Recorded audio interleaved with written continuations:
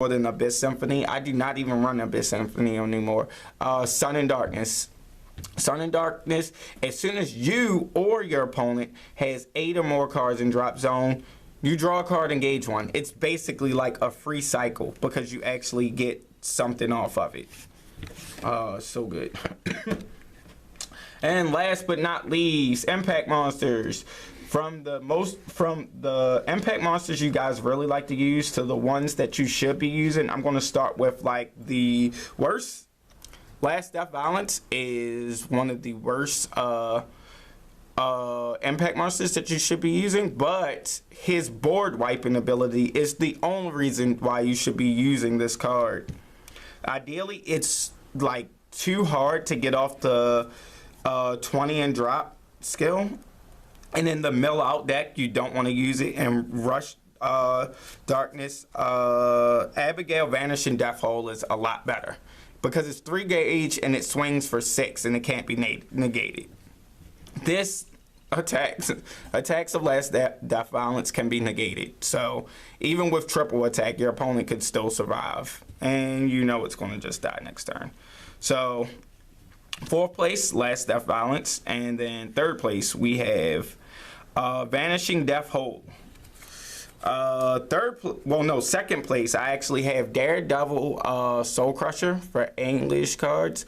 This card was so good, and it was so good for a while until Dragon's Way was released. And now this card does not go off at all, and usually you have to end up sodding it out in that matchup. That's why I don't even run it personally anymore, because I'd rather have an impact such as Vanishing Death Hole that will always go off as opposed to something that will not go off. Or it also depends what you play against, because sometimes your opponent, if they're spell heavy, then they may not have enough monsters in the drop zone, like as I often have when I play against Shadow Shades. Is the problem early game, and this usually doesn't go off until like late game against them. And then number 1 for Darkness Dragon World impacts for Black Dragons right now, I have Death Napalm Grindcore.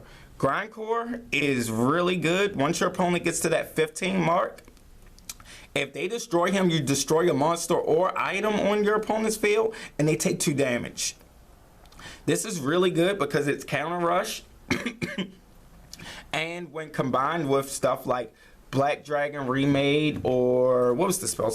Let me actually get the name of the spell.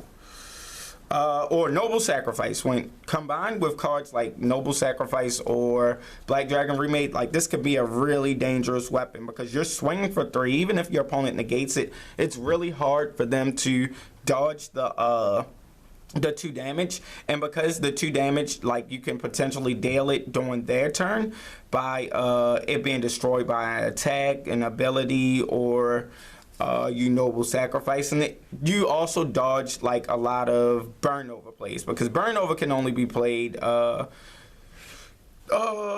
when you're dying during your opponent's turn. So I really love Death Napalm. It's forced a lot of players to scoop when I played against them, because it's just like if they don't have anything that can like bounce it to my hand, they can't do anything about it.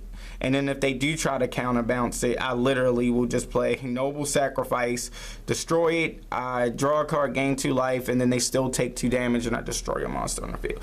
So I hope you guys find all of this information useful. I'm going to try to do more Darkness Dragon World talk with probably Purgatory Knights next. Purgatory Knights or Talica. It's like beating a dead horse. I love beating dead horses though. And Death Rulers. Death Rulers are really good too, but I feel like they're really hard to build right now as well. So please like and subscribe, and as always, if we get to like 350 subscribers, I'll start doing deck lists again. All right, bye.